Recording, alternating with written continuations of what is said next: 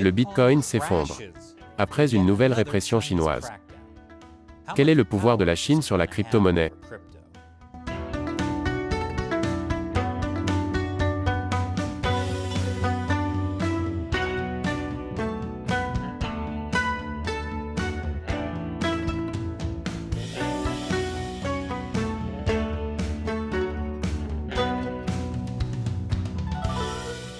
Bienvenue à Chine non censurée. Je suis Chris Chappell. Cet épisode est sponsorisé par PC Doctor Toolbox. Protégez votre PC contre les pannes logicielles, les défaillances matérielles et le genre de problèmes qui vous rendent la vie misérable. En parlant de crash, Bitcoin. Après avoir atteint un sommet de 65 000 $ à la mi-avril, le prix du Bitcoin a chuté sous les 30 000 $. Et c'est la Chine qui en est responsable. Vous voyez, le Parti communiste chinois n'aime pas les bitcoins. D'une part, le parti ne peut pas le contrôler. Et d'autre part, le régime chinois dépense beaucoup pour créer sa propre monnaie numérique, qu'il contrôlerait. Ironiquement, c'est en Chine que l'on trouve la plupart des mines de bitcoin, en particulier ici dans la province du Sichuan. En gros, d'énormes banques d'ordinateurs sont utilisées pour vérifier les transactions en bitcoin, et vous êtes récompensé en bitcoin. C'est un processus énergivore. Et grâce à son recours massif au charbon, la Chine a l'énergie nécessaire pour l'alimenter. Jusqu'à cette semaine, où les autorités chinoises ont ordonné la fermeture de 90% des opérations d'extraction de Bitcoin en Chine. Les compagnies d'électricité locales du Sichuan ont reçu l'ordre d'arrêter immédiatement de fournir de l'électricité aux projets d'exploitation de crypto-monnaies. Et les autorités locales ont été interdites d'approuver de nouveaux projets miniers. Mais ce n'est pas tout. Le régime chinois ne s'en prend pas seulement aux mineurs de Bitcoin. Il s'en prend également aux personnes qui l'utilisent. Et ils font appel aux grandes banques chinoises pour les aider.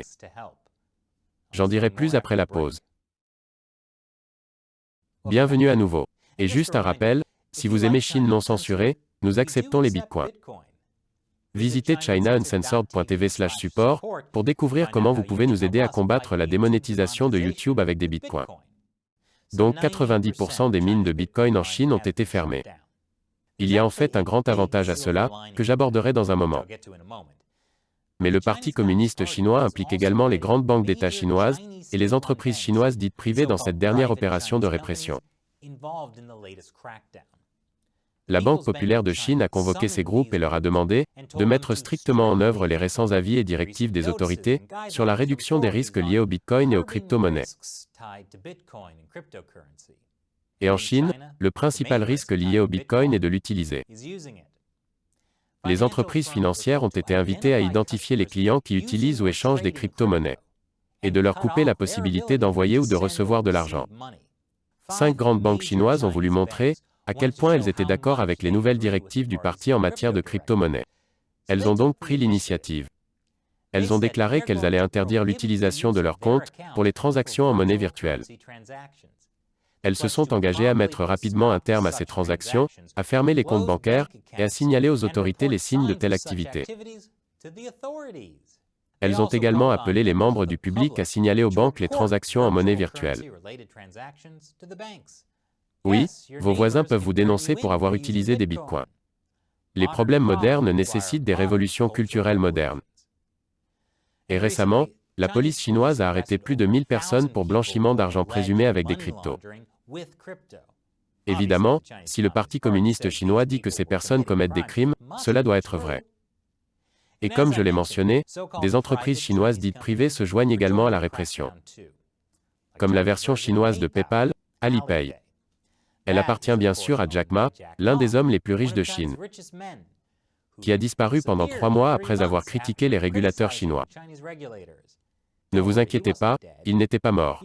Il est réapparu, après une répression majeure sur son empire technologique. Et maintenant il fait profil bas, se concentrant sur ses hobbies. Ses hobbies incluent la lecture, la peinture, et rester hors de prison en faisant tout ce que le Parti communiste veut. Comme réprimer la cryptographie. Alipay a déclaré qu'il allait surveiller et enquêter sur les comptes qui utilisent des crypto-monnaies, et bloquer ou supprimer ses utilisateurs. C'est énorme, car Alipay est utilisé par plus d'1 milliard de personnes et 80 millions de commerçants. Alipay prévoit également d'utiliser des algorithmes pour détecter les transactions dites anormales, les signaler et empêcher certains comptes de recevoir de l'argent. Je ne vois là aucun risque d'abus. Alipay a également déclaré que les commerçants utilisant des crypto-monnaies seront inscrits sur une liste noire et bannis de la plateforme. Ce n'est pas la première fois que le Parti communiste chinois prend des mesures de répression contre les crypto-monnaies. Il y a plusieurs années, la Chine a imposé des interdictions sur les échanges nationaux de crypto-monnaies et les levées de fonds en monnaie numérique, connues sous le nom d'offres initiales de monnaie. Et selon Forbes, le marché des crypto-monnaies ne s'est toujours pas remis de l'annonce par la Chine, à la mi-mai, de l'intensification de la répression réglementaire des crypto-monnaies. La valeur totale du marché, qui avoisine aujourd'hui 1 400 milliards de dollars, représente environ 56% de ce qu'elle était il y a un peu plus d'un mois. En d'autres termes, il a chuté de près de la moitié. Mais comme je l'ai dit, il y a une lueur d'espoir dans tout ça. Comme le dit le Global Times, en raison de cette interdiction, les mineurs chinois doivent former des alliances pour migrer à l'étranger, dans des endroits comme l'Amérique du Nord et la Russie. Sur le long terme, sortir la majorité des mines de Bitcoin de Chine et de l'emprise du Parti communiste chinois est une bonne chose. Cela signifie que le parti ne pourra jamais plus manipuler les transactions Bitcoin en contrôlant plus de la moitié de la puissance minière. Et cela protège tous ceux qui investissent dans le Bitcoin. Cet épisode est sponsorisé par PC Doctor Toolbox. Les pannes d'ordinateurs et de logiciels, les défaillances matérielles et les ralentissements informatiques en général sont bien trop fréquents. Et ils peuvent survenir au pire moment, par exemple lors d'une réunion d'affaires, ou lorsque vous êtes en déplacement et que votre informaticien de confiance n'est pas là. Si vous vous préoccupez de la santé de votre ordinateur et souhaitez disposer d'outils pour prévenir les problèmes système intempestifs, vous devriez utiliser PC Doctor Toolbox. Arrêtez les pannes avant qu'elles ne se produisent. Et nous avons une réduction spéciale de 50% réservée aux téléspectateurs de Chine non censurés. Utilisez le lien et le code de réduction ci-dessous pour profiter de cette offre limitée dans le temps.